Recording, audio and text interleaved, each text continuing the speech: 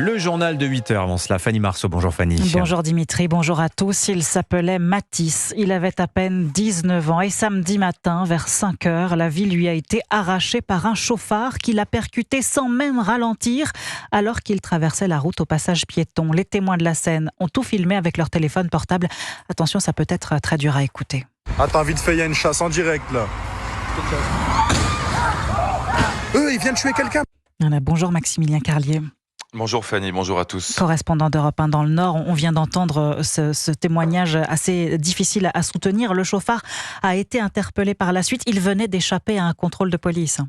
Effectivement, il était sous protoxyde d'azote. D'après les premiers éléments de l'enquête, un gaz hilarant aux effets dévastateurs. Des bonbonnes ont d'ailleurs été retrouvées dans son coffre. Samedi matin, peu avant 5h, gyrophare bleu en plein centre-ville. Course-poursuite avec les forces de l'ordre. Un chauffard de 31 ans roule à vive allure, grille un feu, fauche un étudiant de 19 ans qui est projeté contre un arbre. Malgré l'intervention des secours, le jeune homme décède sur place. Quelques minutes plus tard, l'automobiliste est arrêté, connu des services de police. Il n'avait plus de permis de conduire, selon les informations d'Europe 1. Une enquête pour homicide routier et refus d'obtempérer a été ouverte. Le parquet de Lille a requis le placement du chauffard en détention provisoire. Alors, Maximilien, Lille n'est pas épargnée par ce phénomène de la consommation de protoxyde d'azote. Oui, c'est un fléau difficile à combattre. Voilà ce que disent les syndicats de police. Un produit pas cher, prisé des étudiants. On retrouve d'ailleurs ces bonbonnes de protoxyde d'azote par terre, juste devant ce supermarché lillois situé dans un quartier festif. Un gaz euphorisant, hilarant, aux effets de surpuissance et qui peut entraîner de graves troubles neurologiques. Merci Maximilien Carlier en direct de Lille pour Europe 1. Et puis à Paris, toujours aucune trace des 8 bijoux de la couronne dérobés au Louvre il y a 2 semaines et estimés à 88 millions d'euros. Et ce, malgré la mise en examen de 4 suspects, des hommes déjà défavorablement connus de la justice, mais qui n'ont rien de grand criminel. C'est dire comme ce cambriolage pouvait sembler facile.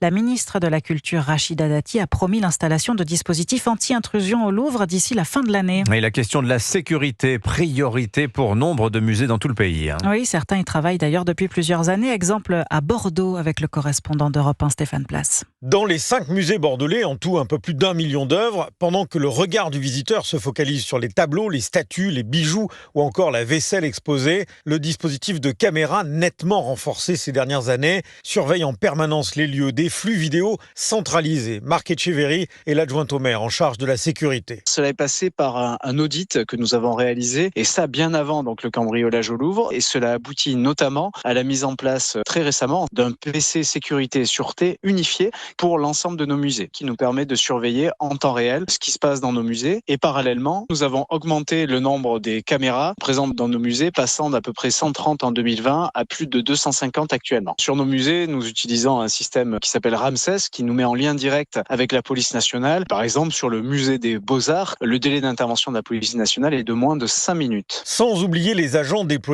dans les musées de Bordeaux et qui bénéficient de formations spécifiques pour faire face, entre autres, à une éventuelle alerte intrusion. Bordeaux, Stéphane Place, Europe 1. L'actualité internationale, un homme de 31 ans toujours en garde à vue au Royaume-Uni après l'attaque au couteau qui a fait au moins 10 blessés, dont 9 graves samedi soir à bord d'un train. La police assure n'avoir à ce stade aucune indication d'un acte terroriste. Et puis en Israël, les 3 dépouilles rendues par le Hamas hier ont été identifiées. Il s'agit de 3 soldats israéliens âgés de 19, 21 et 40 ans. Ils avaient été enlevés le 7 octobre 2023.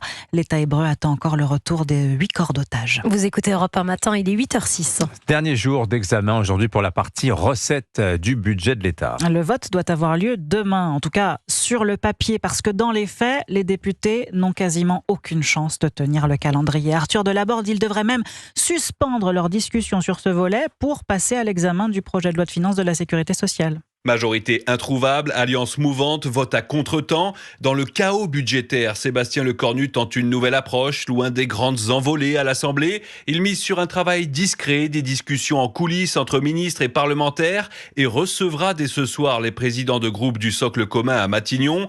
Tout le monde voit bien que la couche de glace est fine, donc il ne faut pas faire semblant d'avancer à grandes enjambées, confie-t-il au journal du dimanche. Le Premier ministre mise désormais sur une stratégie des petits pas pour arracher arracher des compromis, sur quelques gestes aussi sur le budget de la sécurité sociale qui doit arriver demain dans l'hémicycle, réindexation des retraites, dégel des minima, soutien à l'hôpital, de quoi tenter de calmer la gauche pour faire passer le budget et éviter la censure. J'ai mesuré la pression que faisaient peser les insoumis sur tout le débat, ajoute-t-il, promettant d'aider ceux qui ne veulent pas jouer la politique du pire.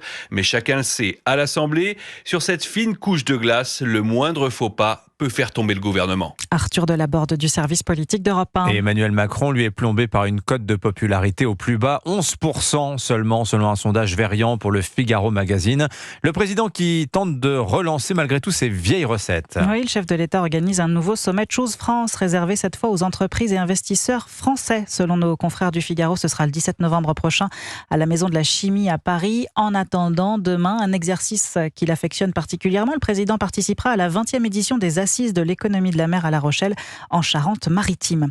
Les températures baissent, on rallume le chauffage et les chèques énergie vont être distribués à partir d'aujourd'hui à 4 millions de foyers modestes. Montant moyen de l'aide, 150 €, envoi échelonné en fonction des départements. Les sports, le football, 4e journée de la Ligue des Champions demain soir. PSG, Bayern Munich, sans doute le plus gros test de cette première partie de saison pour les hommes de Luis Enrique. Les Parisiens qui sont loin de leur meilleur niveau en ce moment vont affronter des Bavarois en pleine forme, Christopher Philoc. 15 matchs, 15 victoires, le Bayern Munich arrive en pleine confiance au Parc des Princes et ça l'entraîneur parisien Luis Enrique l'a bien compris. Ils ont gagné les derniers 15 matchs, pas mal, et ce sera très joli d'affronter l'une des meilleures équipes d'Europe. Le club allemand se présente avec un groupe au complet à l'inverse du PSG. Désiré Doué a subi sa 2e blessure de la saison. L'état de santé d'Ousmane Dembélé ne rassure pas non plus.